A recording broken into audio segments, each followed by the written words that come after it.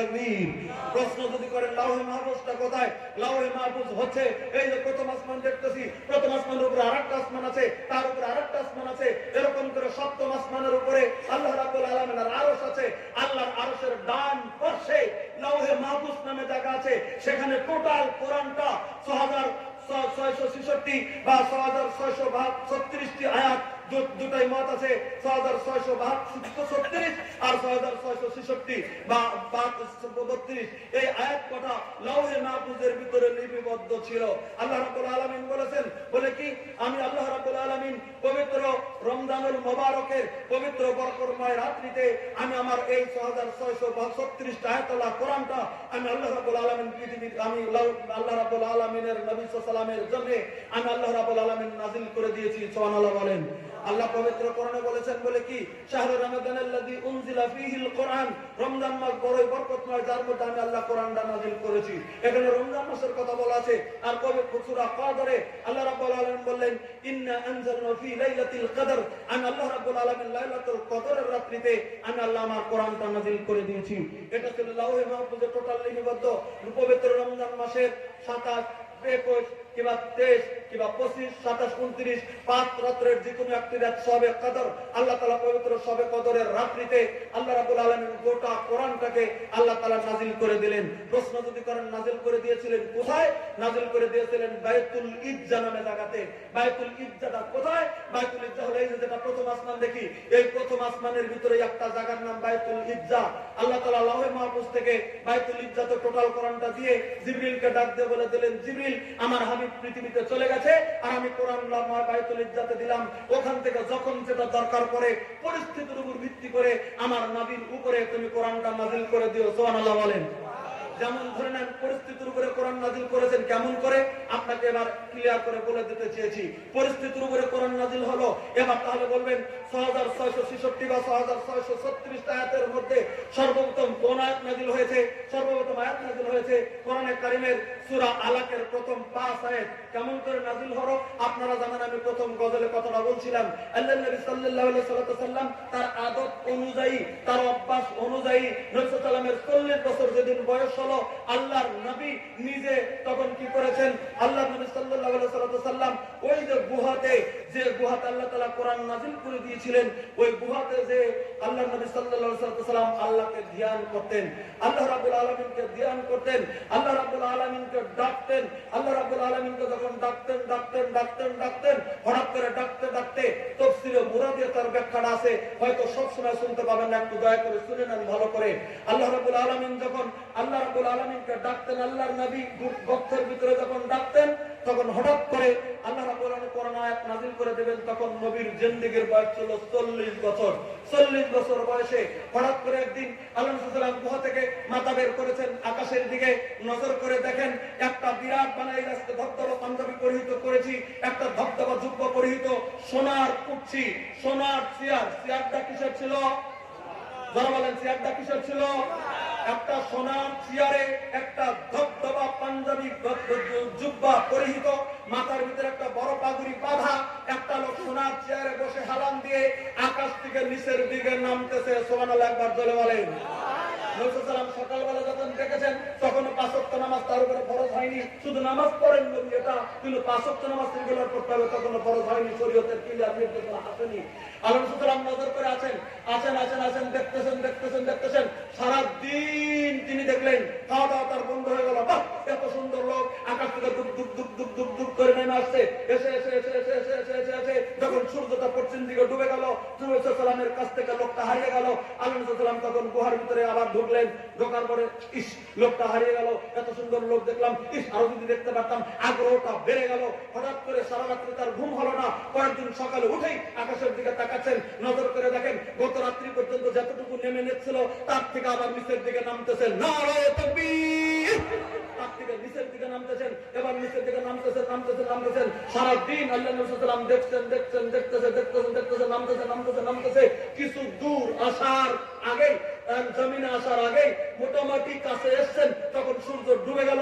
সূর্য যখন ডুবে গেল তখন আল্লাহ সাল্লাম আর দেখতে পারলেন না। মনের ভিতরে আশা রয়ে গেল, লোকটাকে আমি দেখতাম, এত সুন্দর লোক, সোনার কুর্সিতে জুব্বা পরিহিত, মাথায় পাগড়ি দান, লোকটা নামতেছে, আমি দেখতে পারলাম না। মনের ভিতরে আঘাত রয়ে গেল, সূর্য ডুবে গেল, দেখার মতো বুদ্ধি থাকলো না, আকাঙ্ক্ষা রয়ে গেল, খাওয়া দাওয়া নাকি বন্ধ।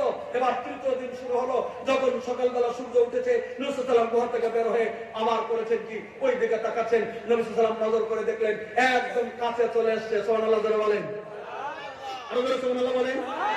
একবারে কাছে চলে এসছে। যখন একবারে কাছে চলে এসছে, আল্লাহ সাল্লাম দেখতেছেন তখন সূর্য যেমন 9টা 10টার মতো এমন অবস্থা হলো। তখন লোকটা করলেন কি, সোনার কুর্চি নিয়েই আল্লাহ সাল্লাম যে গুহার মুখে আছেন তার একটু দূরে তিনি জমিনের ভিতরে নামলেন। সুবহানাল্লাহ জোরে বলেন। একটা মানুষ যদি আকাশ থেকে এরকম করে দুপ দুপ দুপ দুপ দুপ দুপ করে জমিনের ভিতরে নামে, আর যদি ময়দানে তিনি যদি মাঠের ভিতরে একাই থাকে, বলেন লোকটা ভয় করবে কি করবে না? জোরে বলেন। আকাশ থেকে লোকটা নেমেছে, ভয় করবে কি করবে না? আল্লাহ নবী সাল্লাল্লাহু আলাইহি ওয়াসাল্লাম তখন থরথর করে কাঁপছেন। তাফসীরে মুরাদিয়াতে কথাটা ক্লিয়ার বলা হয়েছে। আল্লাহ নবী সাল্লাল্লাহু আলাইহি ওয়াসাল্লাম থরথর করে যখন কাঁপলেন, তখন ওই দূর থেকে আল্লাহ নবী সাল্লাল্লাহু আলাইহি ওয়াসাল্লামকে বলতেছেন, ইয়া মুহাম্মদ লা তাকাব, এ মুহাম্মদ সাল্লাম তুমি ডরিও না, আনা জিবরিল, আমি আল্লাহর ফেরেশতা হযরত জিবরাইল। সুবহানাল্লাহ জোরে বলেন। হ্যাঁ মুহাম্মদ সাল্লাম, তোমার কোনো ভয় কোনো কারণ নেই। দূর থেকে বললেন, ইয়া মুহাম্মদ লা তাকাব, আনা জিবরিল, হে মুহাম্মদ সাল্লাম তুমি ভয় করো না, আমি হচ্ছি আল্লাহর ফেরেশতা হযরত জিবরিল, তোমাকে ওহী দেওয়ার জন্য আমি আকাশ থেকে চলে এসেছি। এবার একটা প্রশ্ন, একবারে তো আসতে পারতেন, 3 দিন পর আসলেন কেন? একবারে যদি আকাশ থেকে একটা লোক সূর্য নেমে আসে, কলিজা ফেটে মরে যাবে কি যাবে না? হঠাৎ করে কলিজা ফেটে মরে যেতে পারে। তাফসীরে তার জবাব দিয়েছে, এর জন্য হযরত জিবরিল একবারে না আসে 3 দিন ভরে আস্তে আস্তে আস্তে আস্তে আস্তে আস্তে আস্তে আস্তে এসেছেন। তাও নবী কাঁপছিলেন, তখন বলছিলেন, না তাকাম, তুমি ভয় করো না, আমি হযরত জিবরিল। তখন হযরত জিবরাইল আসলেন, আল্লাহর সাল্লামের কাছে আসেন, নবী সাল্লামকে শোয়ানো হলো, এটা ফাড়ি দেওয়া হলো, কলিজাটা বের করা হলো, মদিনা মক্কার দমদম কর পানিতে ধুয়ে দেওয়া হলো, সোনার বাটিতে তোলা হলো, আবার বুকের ভিতরে ঢুকানো হলো। কারণ নবীকে অপারেশন করা হয়েছে, এজন্যই নবীর জীবনে নবীকে 4 বার অপারেশন করা হয়েছে। সুবহানাল্লাহ জোরে বলেন। একটা প্রশ্নের জবাব দিয়ে যাই, নবীকে অপারেশন কবার করা হয়েছে? আজকের ডাক্তার অপারেশন করে, মনে মনে ভাবেন বাপরে বাপ, মানুষের কলিজাটা বের করে আবার লাগায়, কত না শরীর। এটা 1400 বছর আগে হযরত জিবরিল নবীর বুকটা অপারেশন করে নবীর কলিজাটা পাল্টিয়ে দিয়েছে, অসুবিধা হয়নি। সুবহানাল্লাহ জোরে বলেন। আমার ভাইরা, নবীকে অপারেশন কয়বার করা হয়েছিল জীবনে? 4 বার। কখন কখন? একবার করেছিল আল্লাহর নবী সাল্লাল্লাহু আলাইহি সাল্লামকে কেবল মাত্র 4 বছর বয়স, তখন ছিল হালিমার ঘরে। লম্বা ইতিহাস রয়েছে হালিমার ঘরে কেমন করে তাকে অপারেশন করা হলো। হালিমার ছেলের সঙ্গে হযরত মুহাম্মদ সাল্লাল্লাহু আলাইহি সাল্লাম বকরি রাখতে গিয়েছিল ময়দানে। হঠাৎ করে হযরত জিবরিল এসে নবীকে ফালিয়ে বুকটা যখন ফিরেছিল, সমস্ত ছেলেরা দৌড়ে হালিমাকে খবর দিয়েছিল, তোমার ছেলে মুহাম্মদকে কাতল করেছে। কারণ দেখে তো কলিজাটা বের করেছে, কাতল করেছে। হালিমার স্বামী আর হযরত হালিমা দৌড়ে চলে গিয়েছিল, হায় হায় হায় হায়, মুহাম্মদের মতো ছেলেকে যদি কাতল করে দেওয়া হয়, যে মুহাম্মদকে আমি কোলে নেওয়ার সঙ্গে সঙ্গে আমার বুকের দুগ্ধ সঞ্চার হয়েছিল। নারায়ে তাকবীর। ইতিহাস আপনারা শুনেছেন বুখারী শরীফের, বিশ্বনবী সাল্লাল্লাহু আলাইহি সাল্লামকে হালিমা কোলে নেওয়ার সঙ্গে সঙ্গে হালিমার বুকে দুগ্ধ সঞ্চার হয়েছিল। যে উটনির পিঠে গিয়েছিল, উটনির পিঠে দুগ্ধ এসেছিল। লম্বা ইতিহাস রয়েছে, আমি আপনাদের কাছে আলোচনা করতে চাই না। সেই মুহাম্মদকে আজকে কাতল করেছে, হায় হায়, সেই মুহাম্মদকে কাতল করেছে না। দৌড়ে যা দেখে আল্লাহ নবী সাল্লাল্লাহু আলাইহি সাল্লাম আইলের উপর বসে আছে। সুবহানাল্লাহ জোরে বলেন। আল্লাহ সাল্লাল্লাহু জিজ্ঞাসা করলো, মুহাম্মদ তোমার কি হয়েছে? বলে, আমি কিছু বলতে পারি না। সুবহানাল্লাহ বলেন। কিন্তু মুখটা ছিন্নভিন্ন দেখলেন, বুকটা দেখলেন খুবই মর্মস্পষ্ট হয়ে গেছে। একটা 4 বছর বয়স হলো, তার বুকটা ভরা, আবার যদি যদি আবার সেলাই করে দেওয়া হয়, তাহলে তো হযরত জিবরিল করেছে, যুদ্ধ মুহূর্তে করেছে, তার মুখটা জিন্দাবাদ আছে। বললেন, না, রাখা যাবে না। তাই 5 বছর বা 4 বছর পেরিয়ে যাওয়ার পরে 5 বছর বয়সে বিশ্বনবী হযরত হালিমা তার আমিনার কাছে দিয়ে আসলেন। এই কাহিনী, একটা ইতিহাস। দ্বিতীয় সময়, তখন তিনি যুবক হতে উঠলেন। 12-13 বছর বয়সে ময়দানে যাওয়ার পরে যখন যুবকী ছোট্ট বয়সে যেটা খেলনার মন ছিল, সেটা আল্লাহ তাআলা অপারেশন করে ছাপ করে দিলেন শয়তান ওয়াসওয়াসা। দ্বিতীয়বার যখন যুবক হতে উঠতে চলছে, 13-14 বছর বয়স হতে চলছে, কেবল জোয়ানি আসতে চলছে, হযরত জিবরিল দ্বিতীয় অপারেশন করে দিয়েছিলেন। সুবহানাল্লাহ বলেন।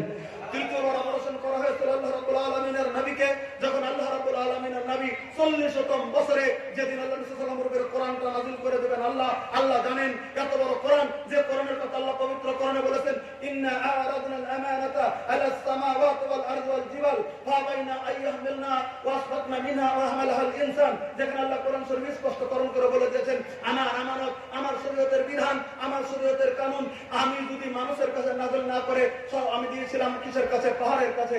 আমি মানুষের কাছে নাযিল করার আগে ইন্না আরাদনাল আমানাতা আলাস সামাওয়াতি ওয়াল আরদি ওয়াল জিবাল, আমি নাযিল করেছিলাম সর্বপ্রথম আকাশের কাছে। আকাশ, তুমি আমার আমানতটা গ্রহণ করো।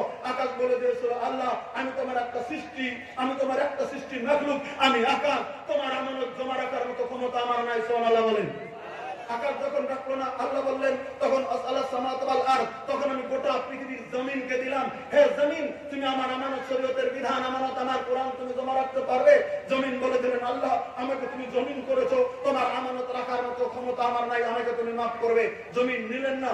আল্লাহ তাআলা বললেন তখন আমি দিলাম আল জিবাল, আমি তখন দিলাম পাহাড়কে, হে পাহাড় তুমি আমার আমানত জমা রাখতে পারবে? পাহাড় বললেন আমার ক্ষমতা নাই। আল্লাহ বললেন ওয়াসফাকনা মিনহা, তারা ভয় করলো এদিকে, কিন্তু ওয়া হামালাহাল ইনসান, কিন্তু পৃথিবীর মানুষ গ্রহণ করলো। ইন্নাহু কানা যালুমান জাহুলা, মানুষ নির্বোধ, মানুষ অজ্ঞ, মানুষ গ্রহণ করেছে ঠিক, কিন্তু মানুষ শরীয়তের বিধানগুলি পালন করে না, তাই তাদেরকে অজ্ঞ বলা হয়েছে। আল্লাহ তাআলা বলছেন জাহুলা, মানুষ হচ্ছে অজ্ঞ, না বুঝলেই গ্রহণ করে নিয়েছে। যাজ্ঞা সেই কোরআন নাবির উপরে দেবেন, 30 পারা কোরআন নাবির উপরে দেবেন, আল্লাহ তাআলা শরীয়তের বিধান নাবির উপরে দেবেন। নবীর ভার বহন সহ্য করতে হবে নবীর, তাই আল্লাহ নবী সাল্লাল্লাহু আলাইহি সাল্লাম অপারেশন করে সাফ করে দেওয়া হলো। সুবহানাল্লাহ জোরে বলেন। এটা ছিল তৃতীয়বার অপারেশন। চতুর্থবার অপারেশন করেছিলেন আল্লাহ রাব্বুল আলামিনের নবীকে যখন মেরাজে নিয়ে যাওয়া হলো। মেরাজে নিয়ে যাওয়ার সময় জান্নাত দেখানো হবে, জাহান্নাম দেখানো হবে, জাহান্নামের অবস্থা দেখানো হবে, জান্নাতের বর্ণনা দেখানো হবে, তাই তার কলিজায় কুলাবে না কুলাবে আল্লাহ তাআলা তখন তো অপারেশন করে ওগুলি যেন ভার সম্মত হয়ে যায়, তাই নবী সাল্লাল্লাহু আলাইহি ওয়াসাল্লাম চতুর্থবার অপারেশন করা হয়েছিল। যাক আমি চতুর্থবার ছেড়ে দিলাম।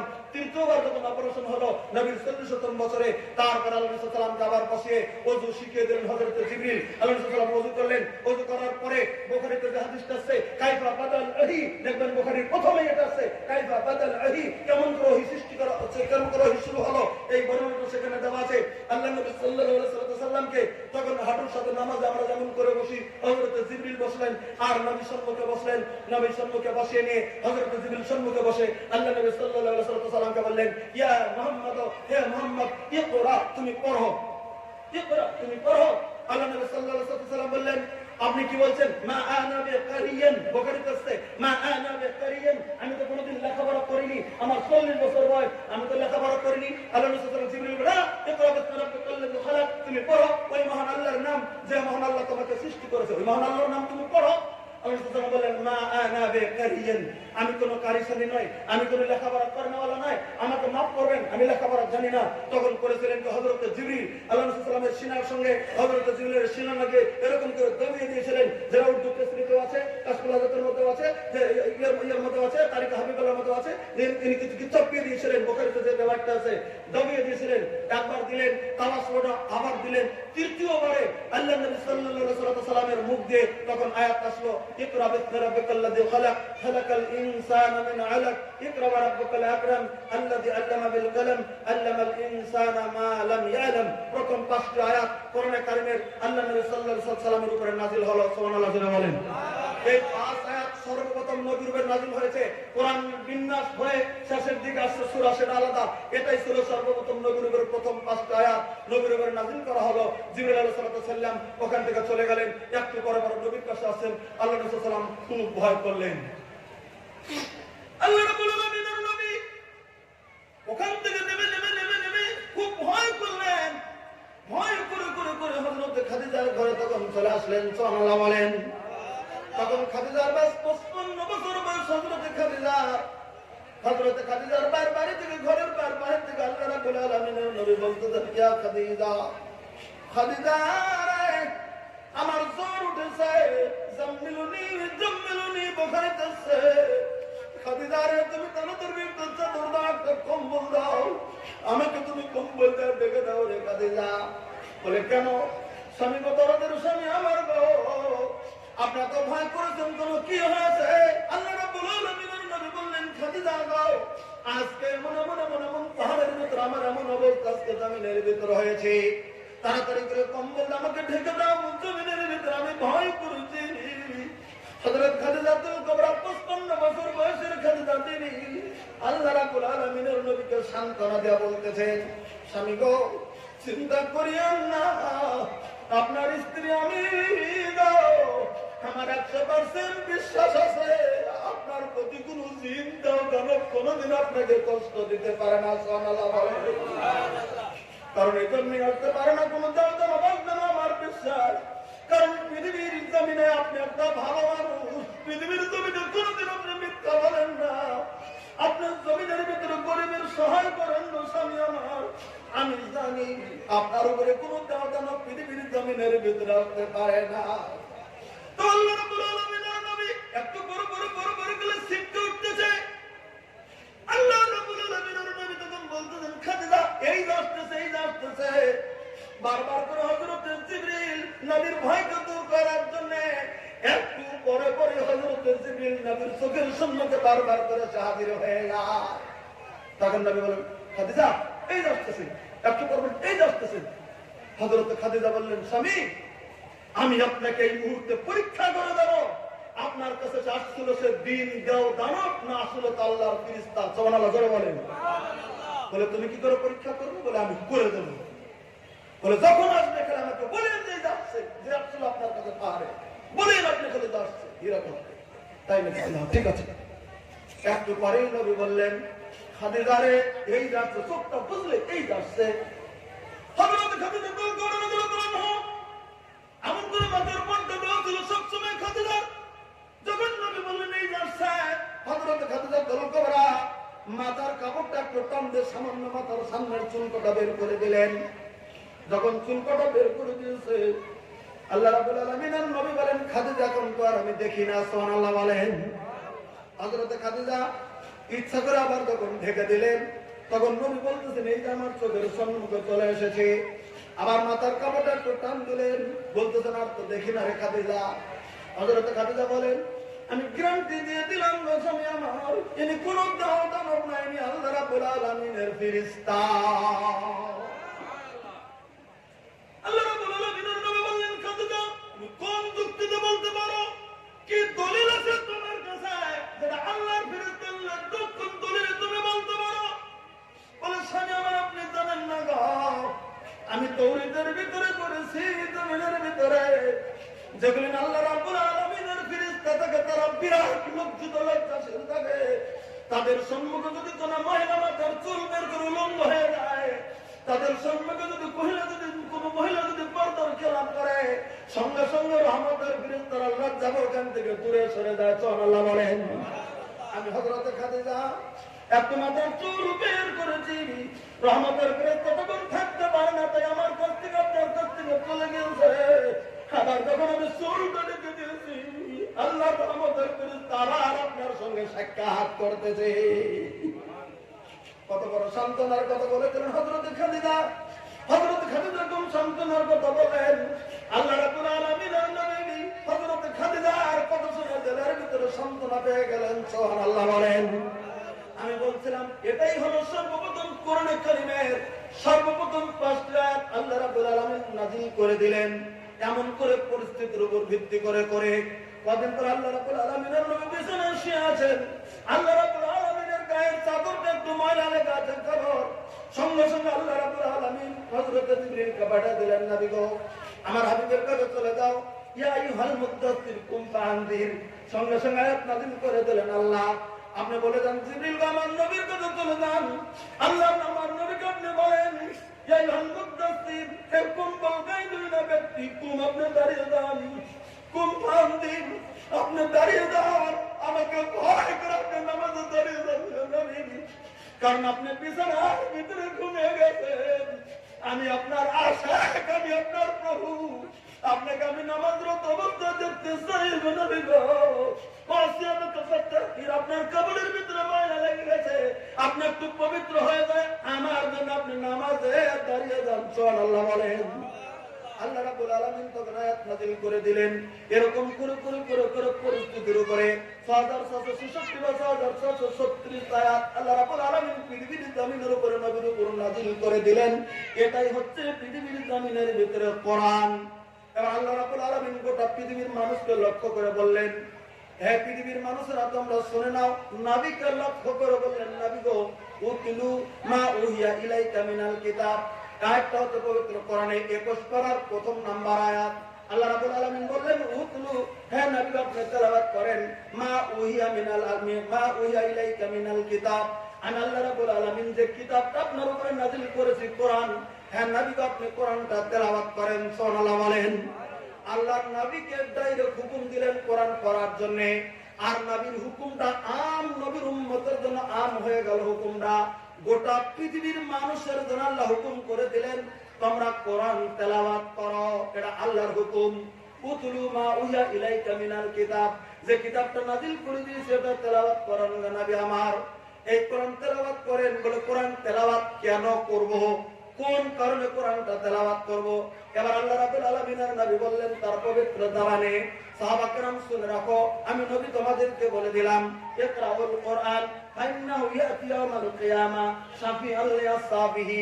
হে আমার সাহাবা কেরাম, তোমরা জমিনের ভিতরে কোরআনে কারীমটা তেলাওয়াত করো। বলে কোরআনে কারীম যদি তেলাওয়াত করো, এই কোরআনে কারীমটা কঠিন কিয়ামতের দিন আল্লাহ রাব্বুল আলামিনের দরবারে তোমাদের জন্য সেদিন সুপারিশের জন্য সেদিন দাঁড়িয়ে যাবে। একবার সুবহানাল্লাহ জোরে বলেন, সুবহানাল্লাহ। আরো জোরে কোন সুবহানাল্লাহ। বলবেন কেন? কঠিন কিয়ামতের দিন এমন একটা দিন যার কথা কোরআন আল্লাহ ঘোষণা করেছেন, ইয়াউমা ইয়াফিরুল মারউ মিন আখি ওয়া উম্মিহি ওয়া আবিহি ওয়া সাহিবাতিহি ওয়া বানি। তার অর্থটা আপনারা সবাই জানেন। এমন একটা দিন, কঠিন কিয়ামতের দিন, ইয়াউমা ইয়াফিরুল মারউ মিন আখি, যেদিন এক ভাই আরেক ভাইয়ের কাছ থেকে যেদিন পালিয়ে যাবে। দুই ভাই, একজনের কাছে 500 কোটি নেকি জমা রয়ে গেছে, আরেকজনের কাছে একটা নেকি শর্ট করেছে। এবার এ ভাই ওই ভাইকে চিনবে হাসরের ময়দানে, এটা আমার ভাই, তার কাছে কোটি কোটি নেকি। তখন ভাইয়ের কাছে দৌড়ে যাবে, ভাইরে পৃথিবীর জমিনে তুই আমার ভাই ছিলি রে, আমি তোকে আদর করেছিলাম পৃথিবীর জমিনে, কত মহব্বত তোকে করেছিলাম জমিনের ভিতরে, কত আদর করেছিলাম তোকে, তোর জন্য আমি কত না খেয়ে দেখেছিলাম পৃথিবীর জমিনে। আজকে তুই ভাই রে, একটা নাকি আমার নজর পড়ে গেছে, তুই কি নাকি দিবি?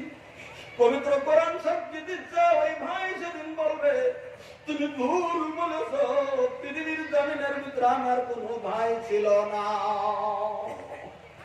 ভাই সেদিন ভাইয়ের কাছ থেকে পালিয়ে যাবে। পৃথিবীর জমিনে সব থেকে মুহাম্মদের যিনি মানুষ, তিনি পৃথিবীর জমিনের ভিতরে দরদিনী মা। আমরাও জানি গো, মার মতো দরদি পৃথিবীর জমিনের ভিতরে কেউ হতে পারে না। বলেন কথা ঠিক নয়? যে মার জন্য পৃথিবীর জমিনের ভিতরে, যে মার জন্য জীবন দিতে, যে মা ছেলেদের জন্য জীবন দিতে চায়, ওই মা তো আদর করেছিল পৃথিবীর জমিনে। কঠিন কিয়ামতের দিন যেদিন শুরু হয়ে যাবে, মার কাছে 5 কোটি নেকি যদি বেশি থেকে যায় গো, আর ছেলের কাছে যদি সেদিন নেকিটা কমে যায়, মাত্র একটা নেকি যদি শর্ট করে গেছে, ছেলে যদি যা বলে, মা গো পৃথিবীর জমিনে এত আদর তুমি আমাকে করেছিল গো মা, তুমি আমাকে এত ভালোবেসেছিলে, আমাকে তুমি 10 দিন তুমি পেটের ভিতরে রেখেছিলে, মা গো আমি যখন খাই নাই তুমি ততক্ষণ পর্যন্ত খাও নাই, দরদিনী মা গো আমার একটা নাকি নাজাই পড়ে গেছে, তুমি আমাকে দেবে কি? কোরআন বলছে মা সেদিন বলে দেবে, ছেলেরে তুই কাকে মা পরিচয় দিয়েছিস? পৃথিবীর জমিনে আমার কোনো মা আছে, আমার কোনো সন্তান ছিল না। মা সেদিন পালিয়ে যাবে, বাপ সেদিন পালিয়ে যাবে, বন্ধু সেদিন পালিয়ে যাবে, স্বামী স্ত্রী রেখে পালিয়ে যাবে, স্ত্রী স্বামীকে রেখে সেদিন পালিয়ে যাবে। ওই কঠিন মুহূর্তে আল্লাহ রাব্বুল আলামিনের নবী বলেন, আসসিয়ামু ওয়াল কুরআনু ইয়াশফাআন লিল আবদি ইয়াওমাল কিয়ামা। দুটি জিনিস সেদিন আপনার জন্য আল্লাহ রাব্বুল আলামিনের দরবারে সেদিন সুপারিশের জন্য দাঁড়িয়ে যাবে। সুবহানাল্লাহ বলেন। এবার প্রশ্ন যদি করেন, অমন কঠিন ময়দানে কোন দুই জিনিস সুপারিশের জন্য দাঁড়িয়ে যাবে? আল্লাহ রাব্বুল আলামিনের নবী বললেন, একটা হবে রমজান মুবারকের রোজা, আর একটা হচ্ছে পবিত্র কোরআনে কারীম। কোরআনে কারীমটা সেদিন সূরত ধরে এগিয়ে যায়, আল্লাহ রাব্বুল আলামিন সেদিন জবান খুলে দেবে পবিত্র কোরআনের। কোরআন বলে দেবে, আল্লাহ গো ইন্নী মানাতুহুন নামা বিল-লাইলি ফাশাফিনি। ও আল্লাহ রাব্বুল আলামিন, আমি ছিলাম পৃথিবীর জমিনের ভিতরে একটা কোরআন। আল্লাহ গো, আমি কোরআন ছিলাম, আরামের গুণকে হারাম করে আমাকে রাত্রি তেলাওয়াত করেছে। তোমার কাছে আমি সুপারিশ করি, এই লোকটাকে তুমি দয়া করে মাফ করে দাও। আল্লাহ রাব্বুল আলামিনের নবী বলেন, সেদিন কোরআন যেদিন সুপারিশ করবে, কোরআনের সুপারিশ অনুযায়ী আল্লাহ রাব্বুল আলামিন কোরআন পড়নেওয়ালাকে সেদিন মাফ করে দেবে। সৈয়দদের ভিতরে রয়েছে কোরআন সুপারিশ করবে, তাহলে কঠিন কিয়ামতের দিন যদি কোরআনটা সুপারিশ করে, তাহলে কোরআন কেমন একটা জিনিস যে কোরআন আমার জন্য কঠিন কিয়ামতের দিন সুপারিশ করবে। আর আজকে সেই কোরআনটাকে পৃথিবীর জমিনের ভিতরে চিনতে পারি নাই, পৃথিবীর জমিনের ভিতরে কোরআনের মর্যাদা দিতে জানি নাই, পৃথিবীর জমিনের ভিতরে কোরআনকে চিনি নাই। আল্লাহ রাব্বুল আলামিনের নবীর যুগে এই কোরআনকে কেমন করে চিনেছেন, কোরআনের একটা আয়াত কেমন করে মর্যাদা দিয়েছেন, আমি আপনাদের কাছে একটা ইতিহাস তুলে ধরছি। আল্লাহ রাব্বুল আলামিনের নবীর যুগে কোরআনকে কেমন মর্যাদা দিয়েছেন, একটা কথাই শুধু বলবো, ভালো করে শুনবেন। একটা কোরআনের আয়াতের মর্যাদা নবীর যুগে কেমন করে দিয়েছেন। একটা পুরুষ মানুষ নয় গো, একটা মহিলা কোরআনের দামটা পৃথিবীতে কত দিয়েছেন, একটা কথা শুনবেন। আল্লাহ নবী সাল্লাল্লাহু আলাইহি ওয়াসাল্লাম মক্কা থেকে হিজরত করে কোথায় গিয়েছিলেন বলেন? আল্লাহ নবী সাল্লাল্লাহু আলাইহি ওয়াসাল্লাম মক্কা থেকে হিজরত করে মদিনায় গিয়েছিলেন। আমার ভাইরা, মক্কা থেকে নবী সাল্লাল্লাহু আলাইহি ওয়াসাল্লামের সঙ্গে যারা আরো হিজরত করে মদিনায় গেল, তাদেরকে বলা হলো মুহাজির। বলা হয়েছে কি হয়নি? আর যারা মদিনার মানুষ যারা নবীকে সহায় করলো, তাদেরকে কি বলা হলো? আনসার। আচ্ছা, একটা প্রশ্নের জবাব দেন তো, আল্লাহ পবিত্র কোরআনে তাদেরকে আনসার বললেন কেন? এই জন্যই আনসার বলেছিলেন, এই কারণেই আনসার বলছিলেন। মক্কা থেকে যারা হিজরত করে করে করে করে যারা মদিনায় চলে গেল, অনেক মানুষ 20 বছর 25 বছর 30 বছর 40 বছর বয়সে স্ত্রী পরিবার বাড়ি ঘর সমস্ত টাকা পয়সা ত্যাগ করে মদিনায় গিয়েছিলেন। মদিনায় যাওয়ার পরে আল্লাহ রাব্বুল আলামিনের নবী মদিনার সাহাবীদের সঙ্গে তাদের বন্ধুত্ব স্থাপন করে দিয়েছিলেন। কোথায় খাবে কোথায় থাকবে, তাই একজন সাহাবীকে একজন করে ভাগ করে দেওয়া হলো। তুমি এনাকে নাও, এরা তোমার ভাই, আজ থেকে তোমার দায়িত্ব। সুবহানাল্লাহ বলেন। তোমার যদি একটা ভাই থাকতো তো চলতো, তুমি এই ভাইকে খাওয়াও। এরকম করে ডাইরেক্ট ভাই বা বন্ধুত্ব বানিয়ে দিয়েছিলেন নবী। তাই তারা মদিনার মুহাজিরদেরকে তারা গ্রহণ করেছিলেন, মদিনাতুল মুনাওয়ারাতে মক্কার মুহাজিরদেরকে গ্রহণ করেছিলেন। এবার কিছুদিন পরে মদিনার লোকগুলি ভাবলেন সারাদিন এক জায়গায় থাকে, সন্ধ্যাবেলা মদিনার যে সাহাবী তিনি স্ত্রীর রুমে চলে যায়, মক্কার যে মুহাজির তিনি কাছারি করে ঢুকে যায়। এখন মদিনার মুহাজির সাহাবীরাই, মদিনার আনসার সাহাবীরাই চিন্তা করতে শুরু করে দিলেন, হায় হায়, আমরা তো ভাই পরিচয় দিয়েছি, আমরা স্ত্রীর কাছে যাই আর আমার বন্ধুটা স্ত্রী বাদ দিয়ে নিজের কাছারি রুমে থাকতে হয়, এটা তো ঠিক নয়। তারও তো বিভিন্ন প্রশ্ন আছে, প্রয়োজন আছে। এবার চিন্তা করলেন সমাধান করবে কি? মদিনার কোন মেয়েরা তাদেরকে গ্রহণ করবে না তাড়াতাড়ি করে, কারণ তারা মক্কার মুহাজির। এবার তাই তারা চিন্তা করলেন, যাদের 2-3টি স্ত্রী ছিল সে যুগে, তারা দৌড়ে আসলেন আল্লাহ রাব্বুল আলামিনের নবীর কাছে। সুবহানাল্লাহ বলেন। এসে বলতেছেন, হুজুর গো, মক্কার যারা সাহাবী হিজরত করে সব ছেড়ে আমাদের কাছে এসেছে, আমাদের ভাইয়ের বন্ধুত্ব হিসেবে আপনি করে দিয়েছেন, আমাদের সঙ্গে সারাদিন থেকে খাওয়া দাওয়া করে, রাত্রিবেলায় আমি বিবির কাছে চলে যাই আর আমার ভাইটা যে কাছারি করে শুয়ে থাকতে হয়, কষ্ট হয় না? যার বিবি নাই, হ্যাঁ কষ্ট হয়। হুজুর আপনার কাছে বলছি, আমার 2টি স্ত্রী আছে, আপনি বলেন, আপনি যদি অনুমতি দেন আমি আমার একটা স্ত্রীকে তালাক দেব আর আমার বন্ধুর সঙ্গে ইদ্যত আপনি বিবাহ করিয়ে দিন। সুবহানাল্লাহ বলেন। পৃথিবীর ইতিহাস করেছে, আজকের জামিনে একজনের যদি বলেন 1 লাখ টাকা দাও বিপদ দিয়ে দেবে, একজন যদি বলেন 2 লাখ টাকা দাও দিয়ে দেবে, একজনে যদি একটা গাড়ি তুমি দিয়ে দাও তোমার 50টা গাড়ি আছে দিয়ে দেবে, একজনে বলে তুমি 100 বিঘা মাটি আছে তুমি 1 বিঘা জমি দিয়ে দাও, একজনে দিয়ে দিতে পারে। কিন্তু হাউস করে যদি কেউ আরেকটা বিয়ে করেছে, যদি কেউ যায় বলে তোমার ছোট বইটার দাম দাও, কেউ